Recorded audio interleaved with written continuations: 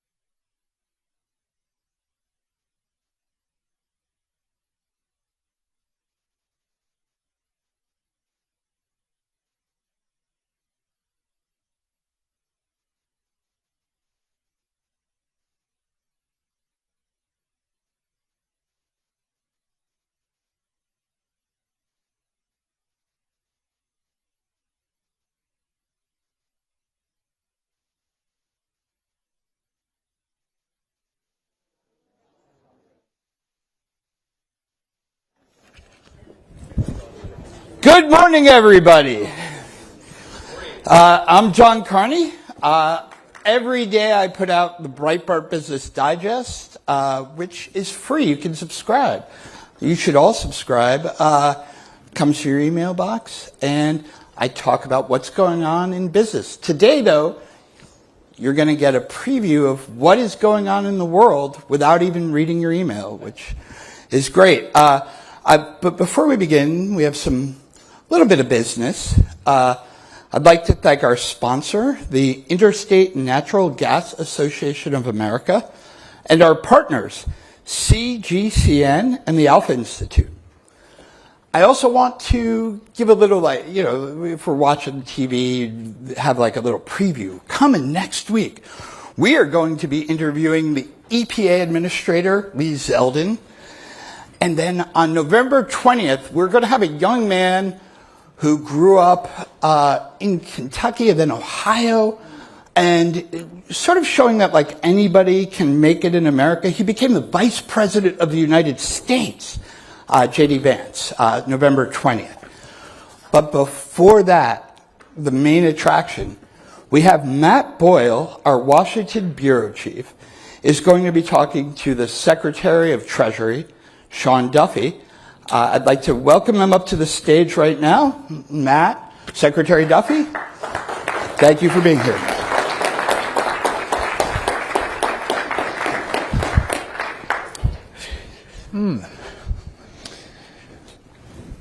Hey, good to see everybody. John, well done. So I used to do a show on Fox Business. I'm just jumping in. Used to do a show on Fox Business, and John was on all the time.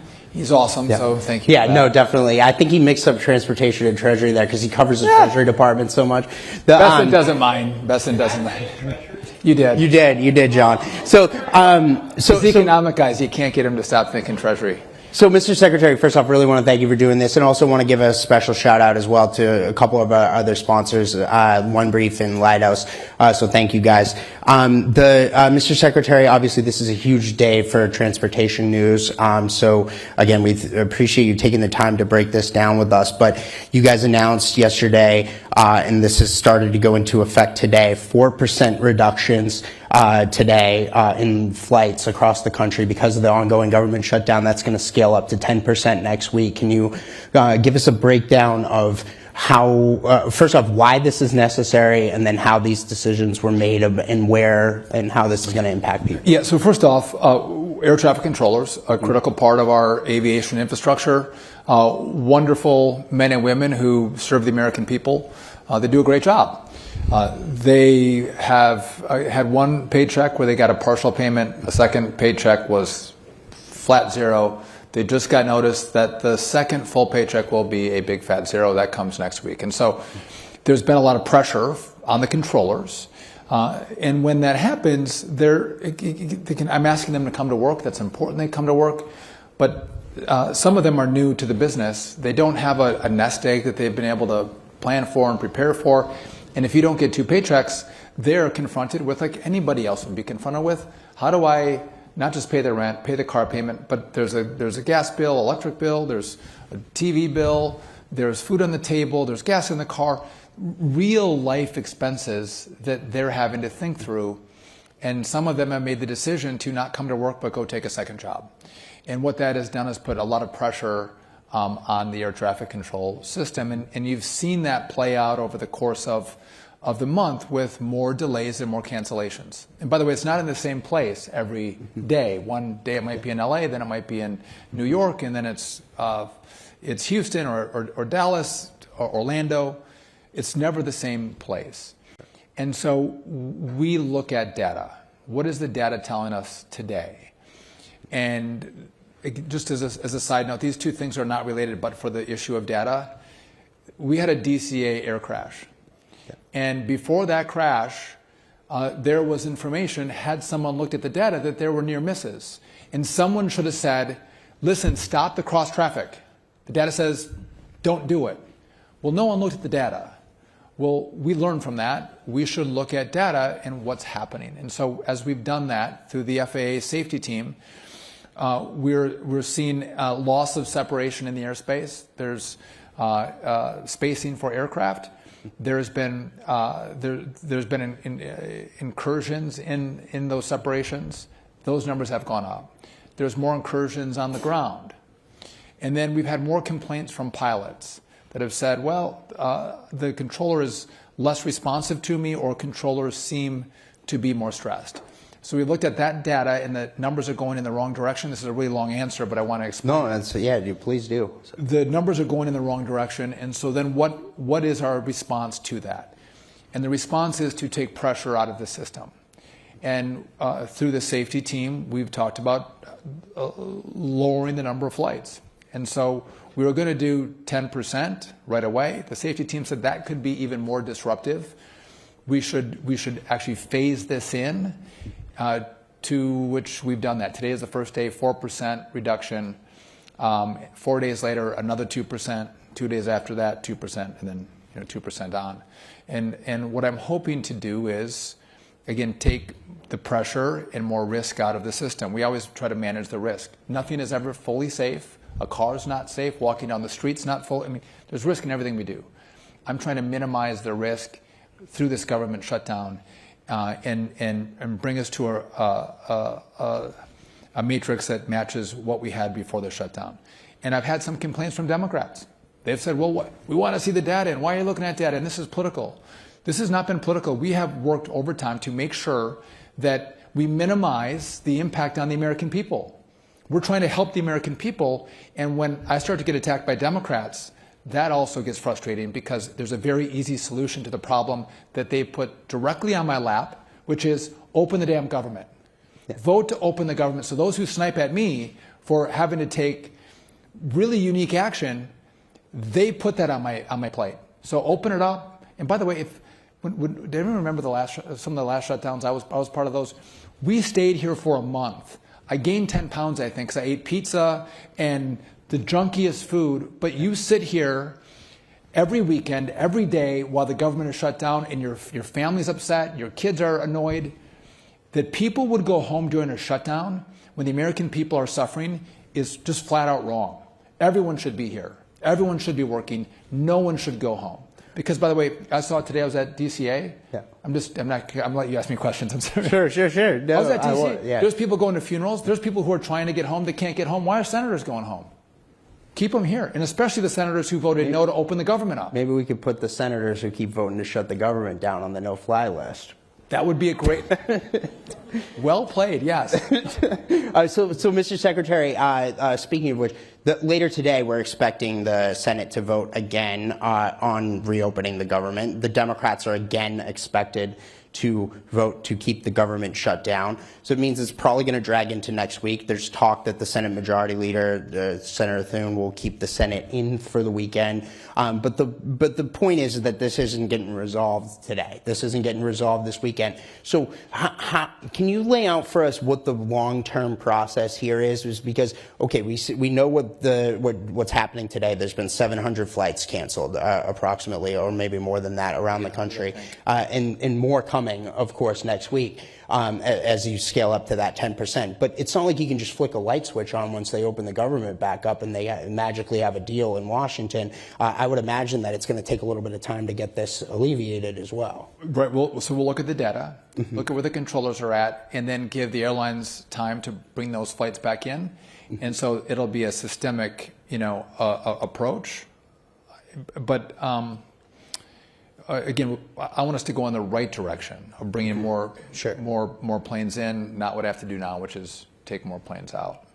Does that make sense? But yeah. like just one other. Yeah, we're like 2,000 air traffic controllers short.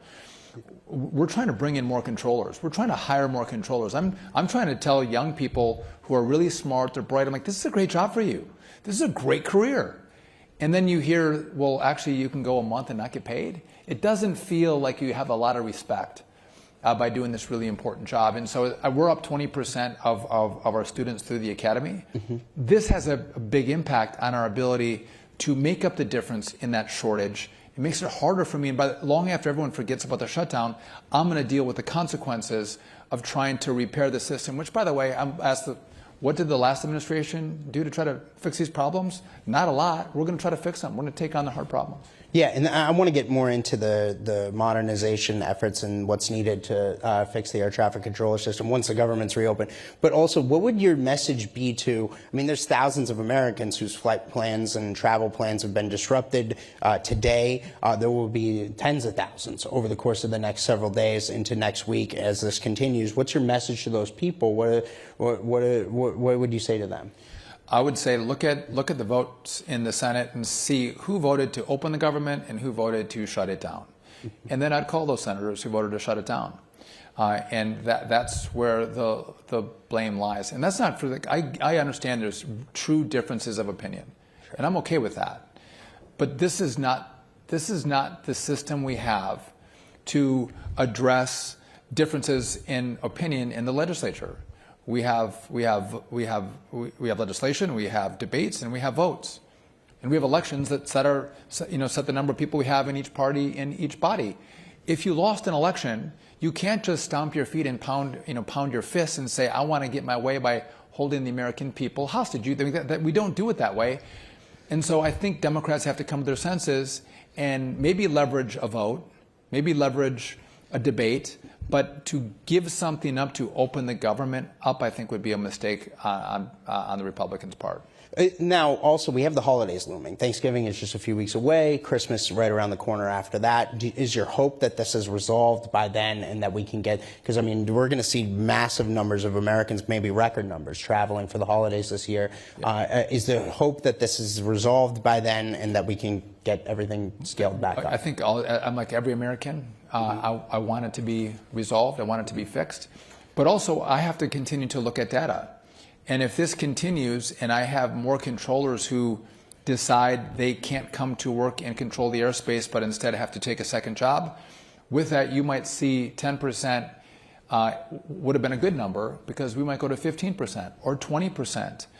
And one of the consequences of that, too, is our airlines, this is going to cost them tens of millions of dollars. This is not cheap for them. It's costly, and it's really disruptive for the traveling public. But again, we do a lot of things at DOT. If you follow, we have rail and roads and bridges and ports and airports and pipelines. The most important thing we do is safety. That is job one. And the American people look to us and rely on us to make the right decisions, to do all we can to keep them safe when they travel. Yeah, and we've seen the NTSB, which is the safety board, the independent safety board that monitors you guys. They've been praising your decision to scale back the flights because they know the impact that we're talking about here with the air traffic controllers and what they're going through. So now, Mr. Secretary, in addition to the people traveling and the effect on the airlines, there's also effect on commerce, right? Like, I mean, we're seeing, there's a lot of people may not understand this, but the UPS, Amazon, FedEx, they fly stuff around the country. And can you explain for us the impact this might have on the broader economy here as well? I think if you, and I don't think the businesses have been that vocal about the impact that this is having on their business and on the economy. I think they want to stay out of the politics of this. So they're not being very vocal. But if you talk to them behind the scenes, they're saying, of course, this is having a substantial impact on our business. And so I think how long this lasts will dictate what kind of impact it has. But even with air travel, Scott Kirby from United was saying, listen, we see a direct impact on bookings right now during the shutdown. And if people don't fly, that is cars, that is hotels, that is restaurants. I have to imagine a lot of people might want to fly and go see football games this weekend. All of this massive economy is impacted when we reduce the number of people who can travel, and so it will have an impact. Right. So now, speaking of the broader air traffic controller system, let's say once we get the government reopened and get this back up to normal, I know this has been a major issue for you as Secretary, about focusing in on how do we solve this problem. You mentioned we're 2,000 short as it is anyway. How do we get those numbers back up? You mentioned there's several that are in the school right now. Walk us through the process of this. How do we get to those numbers, and then also the equipment that we need to get into place? So we have our main academy is in Oklahoma City, and it was the process and the length of time to get a young person who wanted to become a controller could take well over a year, sometimes 2 years.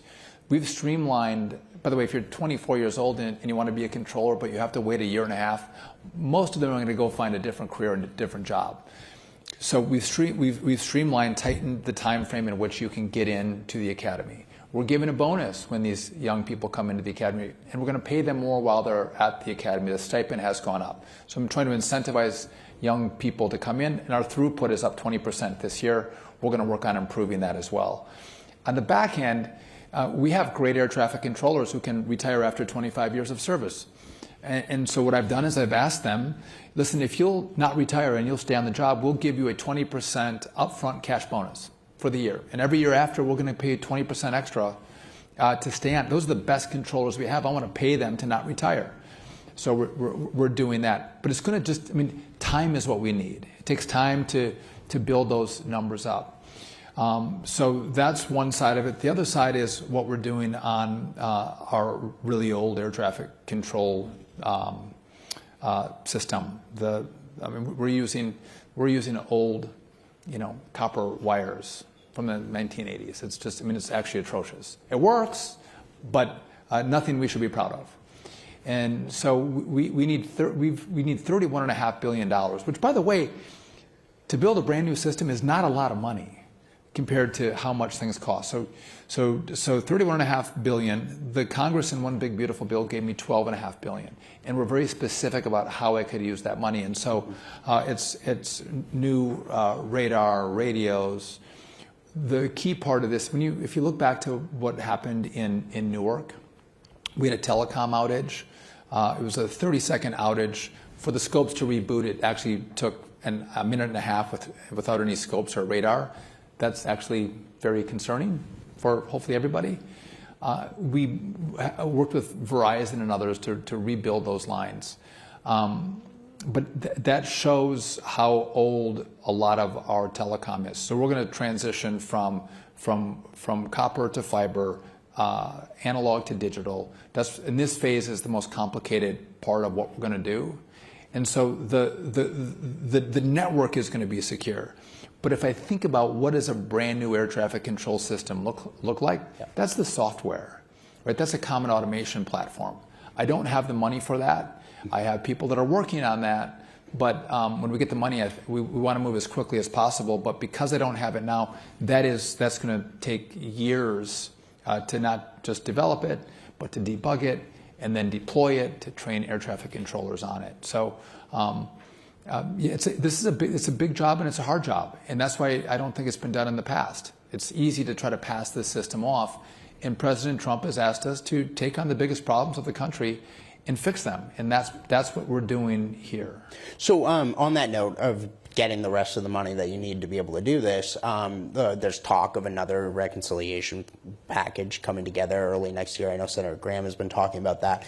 Have you talked to the president about this? Have you talked to members of the U.S. Senate about this? Are they considering adding more into this next reconciliation plan that they're talking about? I saw some reports yesterday that they seem a lot further along than people expected, which seems, I guess, promising. But your thoughts on that? Yeah. So President Trump was talking to me about this, even before he gave me the job, and then after he gave me the job, he knows the problems we have with our airspace. So the president is 100% supportive, which is fantastic. We can talk about politics all day long. I can throw blame on the shutdown. What's great about this issue is this is bipartisan. Sure. Everybody agrees that this has to be done. And when you have bipartisanship and recognition of the problem, that actually is the best political situation you can have to get the rest of the money. So I'm hopeful they'll give me the rest of it. And by the way, so this is the Common Automation Platform. There's, but some of our towers and centers are they're really, really old.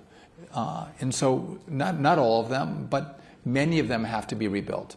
And so some of the money in the plan is also for actually bricks and mortar to build, new infrastructure. Our controllers should not have to work in some of the environments that they're working in, on some of the equipment that they're using. And just one last point on that, we do have old equipment. The equipment works, the equipment's safe, but it is old. We have the most efficient, safest airspace in the world, not because of amazing technology. It's amazing controllers is why we have a safe, efficient system. And again, I think it's atrocious that they would be treated this way. So shifting gears here, big other topic that is very much in the news around that you guys are focused on in the Department of Transportation has been the issue of illegal aliens driving trucks in America. We've been seeing the blue states out there like California, Washington State handing out CDLs to illegal aliens, people in the country illegally, non-citizens, and there have been a number of incidents in the last month or so where these folks have crashed and killed Americans. There were at least two that I've seen. You guys released a bombshell explosive report about California and Governor Newsom not following the law about this. Can you give us the latest on what has happened with regard to this issue and how you guys are reining in states like California on this? So there's two issues. There's non-domiciled commercial driver's licenses. Let me first talk about English proficiency. That was the first issue we came out with. There's a long-standing rule. We didn't create this rule in this administration. It's been here for decades. You have to be proficient in the English language, speaking and then understanding road signs. Pretty common sense for a commercial driver. In the Obama administration, they basically switched the penalty to be a slap on the wrist. No real penalty if you can't speak the language. We went back to the pre-Obama change and would take vehicles out of service, which is very complicated for a company if you're taking their vehicles out of service. We went back to the old rule. One of the problems we have is California was the only state that, in essence, have told their law enforcement officers not to enforce English proficiency rules. Now, that California driver who's not proficient in English, if they drive in Oklahoma and get pulled over, they're like, aha, well, listen, he was pulled over in California. They didn't do anything, but obviously he can't speak the language. So California's not enforcing the rules. So we pulled $40 million from California because of that. The second issue is a non-domiciled CDL. So what does that mean? The rule, this was set up so if, again, I'm from Wisconsin, I want to go to Texas, I'm not domiciled in Texas, but I want to get a Texas commercial driver's license. I could come from Wisconsin where I'm a resident, I could go to Texas and I could get a commercial driver's license in Texas, and it's all legal and it's made for Americans going from state to state. Well, like many good rules, this was contorted and abused, and now you see foreigners coming into the country and getting non-domiciled commercial driver's licenses. It was not intended for them, but that's how the law was contorted. So these commercial driver's licenses were issued like states in California, like in California, where if I'm here, I'm a foreigner, my work permit lasts until the end of this year. California would issue them a commercial driver's license, maybe that expires 2 years after their work permit. That's an incentive to stay in the country longer, number one. But two, there's no justification to give them I don't know what their status is going to be, after the end of this year. Yeah. So a lot of them were issued illegally. Number one. Number two, some of them weren't here legally at all. So you have an illegal in the country that should actually, when they come into the DMV, they should be deported. Instead, they were given a commercial driver's license. And again, this is our big rigs, but they can also, they can drive hazardous materials, they can drive school buses. Incredibly problematic. And so the country has been flooded with these kind of drivers. It has decimated a lot of our this is not why we're doing it, but it truly has decimated the American truck driver, where it used to be a good living you could make. Not any longer. I'll tell you, we hear from truckers all the time because we host radio, and a lot of them are listening to satellite radio around the country. I get calls every Saturday morning from at least a handful of truckers around the country, and it has been going on for years, where they are raising these exact issues, particularly the English proficiency issue. And they're happy now we're addressing it. The president has said, make sure we follow the intent of the laws, and that's what we're doing. So basically, we told every state, you can't issue any more of these non-domiciled CDLs, these foreigner CDLs. So they have stopped. But then we said, you have to go back and review for the ones you've illegally issued. And a lot of states have been willing to comply. Again, California has been unwilling. So there's additional money we can pull from them. At one point, we can pull their authority to even issue commercial driver's licenses. Now, I don't want to fight with Gavin Newsom. I just want them to comply. You want people to be safe, right? And if you see these crashes, it is truly problematic. You want well-trained individuals on American roadways, and I don't think we feel like that's necessarily the case after some of these rogue states. Right. So now the latest has been that you guys put out this really a bombshell report about how California hasn't followed the laws on this in the lead up to this horrific incident. But can you tell us kind of what's next on the horizon on this? What is the next stages here with Governor Newsom? And by the way, is Governor Newsom, because he didn't follow the laws here, is he responsible for those deaths, or like? It's California as a whole. Right now, I don't think you're going to be able to sue Gavin Newsom, but so we gave California 30 days to comply, and they've all stopped. They're not issuing new licenses. Have they complied and going to review what we think is a substantial thousands of illegally issued driver's licenses on the commercial driver front? I'm not sure whether they've done that or not. But they've blatantly said we're not going to enforce the English proficiency rules. Again, this is not. If people come in the country illegally, there's a whole debate you could have, which I'm on. You probably know the side that I'm on. On border security and what we should do with people who are here illegally. This is not that debate. This is a debate about safety. This is about making sure you have well-trained commercial drivers on our roads. We have a lot of these drivers that are going through CDL mills, commercial driver license mills. And again, if you're going to get tested and go through a school and you can't speak English, that might be a flag to go, you probably shouldn't go, I shouldn't refer you over to the DMV to get a driver's license. Or if you go get your physical, the nurse or doctor that gives you your physical, if you can't speak English, that's also a flag to be like, hey, maybe I'm not going to pass this person. Yeah. The system is set up to pass these people through. And then the DMV in California is giving them the commercial driver's license. This is a safety issue, and you've seen, it's not just one, multiple crashes on our American roadways that are horrific, that should never happen. And so I'm not engaging in the debate, which I have an opinion on, of illegals here. This is a debate about, do I want to keep Americans safe on American roadways? That's the conversation that Gavin Newsom is refusing to have, because I don't know if he thinks it's good politics. I would argue it is not. Right. So now the other incident that I mentioned there, this happened in Florida, where there was again an illegal alien in the country, got a CDL during the Biden administration, but they got their CDL in Washington State, and that came only after failing the test 10 different times before they finally got the CDL. So how do we fix that CDL mill issue that you're talking about there, where they're just churning these people out in the in the blue states like that? We're going to go after them, right? We're going to go after these CDL mills. But this is an interesting space. Maybe you're all bored about this. It's really important, I think, to do this right, and it gets to be really complicated really quickly.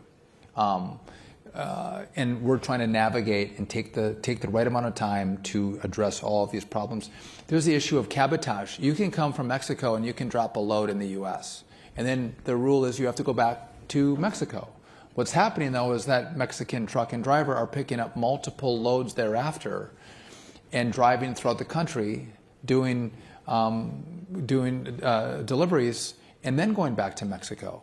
And by the way, that's taking jobs away from American truck drivers. They shouldn't be doing this. Well, it gets to be complicated to figure out who these drivers are. AI can be very helpful to us on, if you drive in, you drop, when should you be coming back through customs? If you come back 5 days later, ding, ding, ding, we might have a problem. But no one's used these tools, and no one's focused on it, no one's cared. We actually care about this and are working through the issues to resolve the problems. Okay, so now shifting gears here again, deregulation. You guys have taken a number of historic steps during your time as secretary. I believe you've done $1.3 billion in deregulation. Can you kind of lay out for us how you've saved taxpayers money on this? What are the major things that you're going after? How you're doing it? Walk us through the. Just name a couple. This is not in the list, but we have the California high-speed rail, the rail to nowhere. By the way, I want high-speed rail in America. I think if Europe and Asia can have it, I think America should have it too. But the California high-speed rail was never going to be built. It was billions and billions of dollars over budget, and it was decades overdue. We pulled that money. Speed limiters for trucks, another example, where again, I think that's a safety issue with taking out the speed limiters. We're about to announce CAFE. CAFE is going to be, I think, the largest dereg that comes in the federal government as a whole.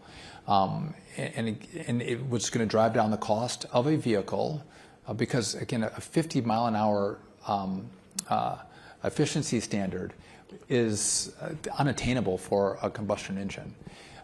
And so we were driving up the cost and the carbon credit purchases for American car companies, getting rid of that and having a more sound mile per gallon threshold is going to, again, allow us to sell more cars and allow us to bring down the cost of a car, to the tune of thousands of dollars.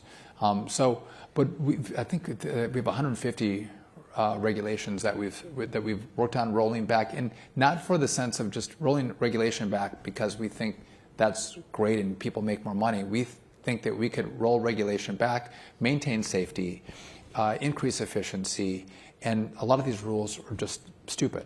Mm-hmm. Okay, so the last big thing I want to really talk to you about here is prices. Obviously, we just saw the elections in New York City, in Virginia, and in New Jersey, and the big talk is that Democrats are talking about affordability. It's like, I don't know where they've been on this for years, but anyway, point is that was the big talking point around Mamdani's victory there. Yeah. I think that the steps you guys are taking are designed to try to bring prices down, right? The transportation affects everything with regard to prices. So can you talk to us about how President Trump's administration more broadly and also the steps you guys are taking at the Department of Transportation are designed to bring prices down and combat inflation? Well, just at a 30,000 foot level, when you have more rules and regulations, that costs more money. Prices go up.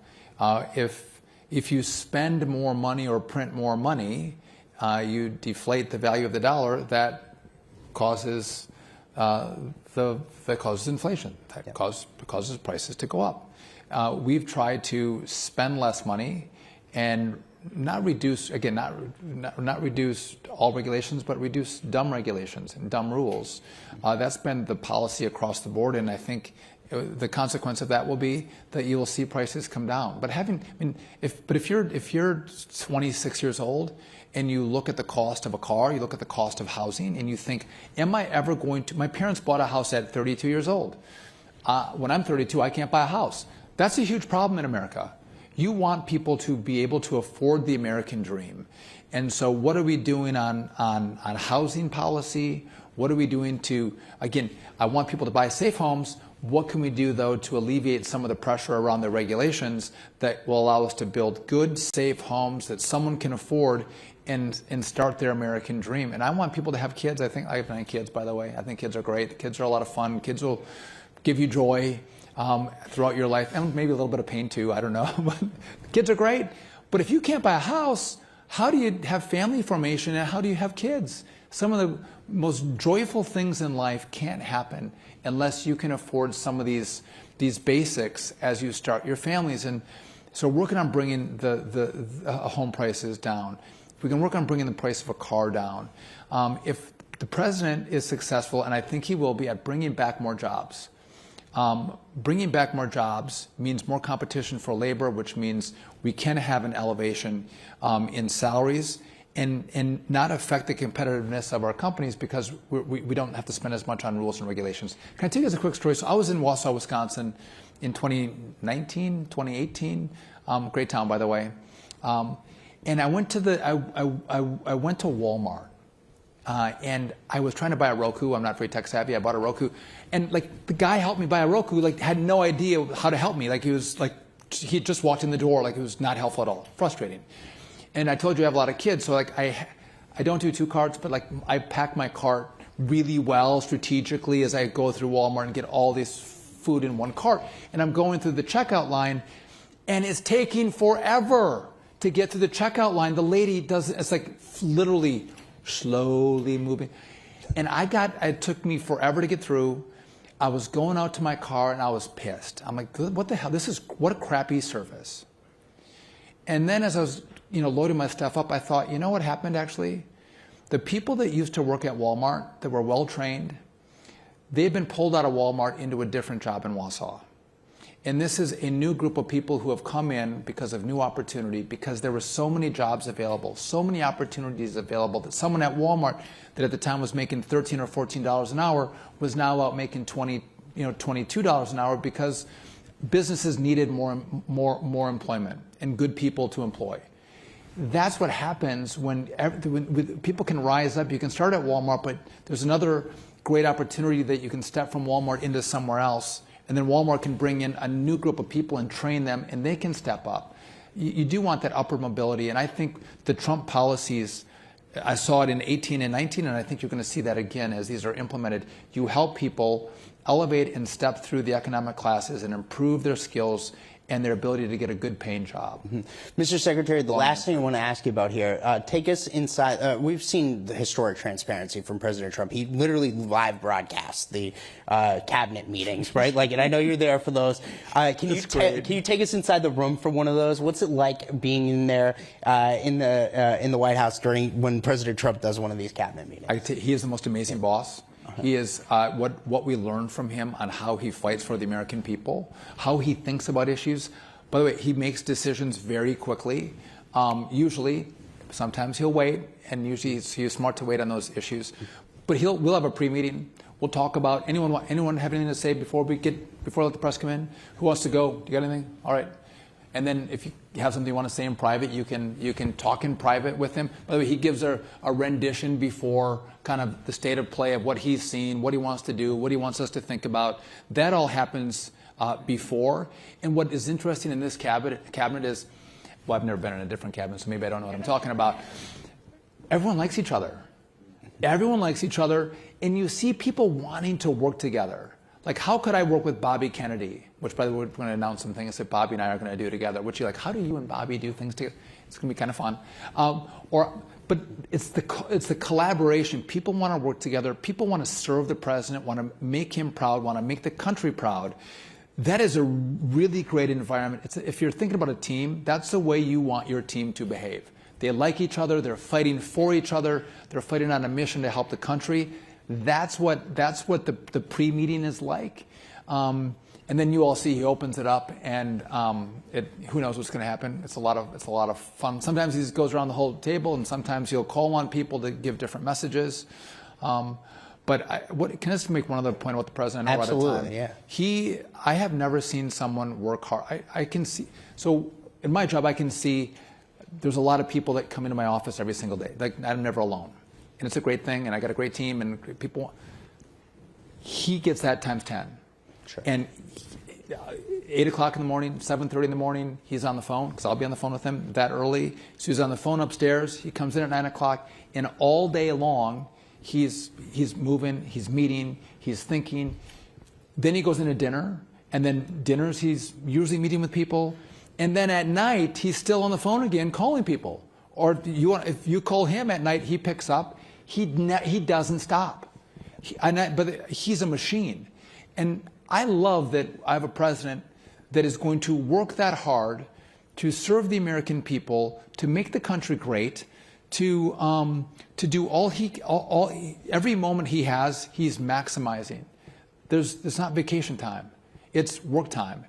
And even his kids will talk about in his businesses, he worked really hard, and he's working even harder than he did in his businesses for the American people, and I love that. And even in the shutdown, in the Barack Obama era, Obama was trying to make it really painful on the American people. Shut down the trail, shut down, in the open air parks. Open air parks. Yeah. Make it painful for President Trump. Actually loves America, loves Americans. He's tried to make it less painful. And you might argue that's bad politics because there's limited pressure on Democrats. That's not he doesn't want people to be in pain. He wants the country to be better off. He wants to serve the American people and make their lives better and make it great. And when you have a shutdown, that goes against the grain of trying to make the country great. And so he tries to minimize that. And I love that about him, that every day he wakes up and works longer, fuller days to make the country incredibly great and everyone prosperous. Mr. Secretary, really want to thank you, sir. Thank you. Give our best to the president. Will, thank you. Thank you.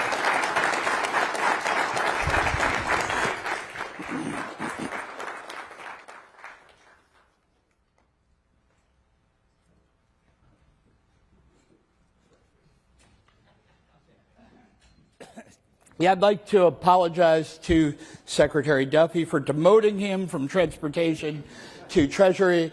I understand that he kind of gets a lot of jobs if there's something available, so he might have